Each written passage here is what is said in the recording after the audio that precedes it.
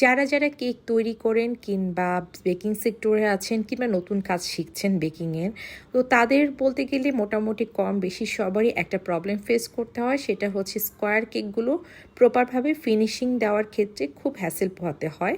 তো আপনারা প্রথমে ভিডিওর শুরুতে দেখে নিয়েছেন যে আমি পাইপিং ব্যাগ দিয়ে চারোপাশ দিয়ে বর্ডার দিয়ে নিয়েছি এবং উপর দিয়েও আমি পাইপিং ব্যাগ দিয়ে আপনার ক্রিম দিয়ে নিয়েছি।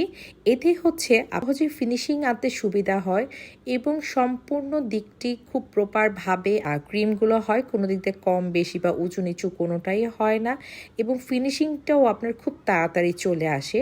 আর আমি বড় কেকের ক্ষেত্রে কিংবা বেশিরভাগ স্কোয়ার কেকের ক্ষেত্রে এই জিগজ্যাগ নাইফটা দিয়ে ডেকোরেশনের মানে চারোপাশ দিয়ে বর্ডারটা টানি। তো এতে হয় কি বর্ডারটা দেখতে অনেক সুন্দর লাগে আর খুব ইজিভাবেই করা যায়। আমি উপরে খুব বেশি এবার কেকের ফিনিশিং করব না, কারণ এখানেও আমি আপনাদের জন্য শেয়ার করব নেক্সট ভিডিওতে কিভাবে যারা ভালো ফিনিশিং উপর দিয়ে না আনতে পারেন কেকের উপরে সেটাকে কত ইজিভাবে আপনারা কাভার করতে পারেন।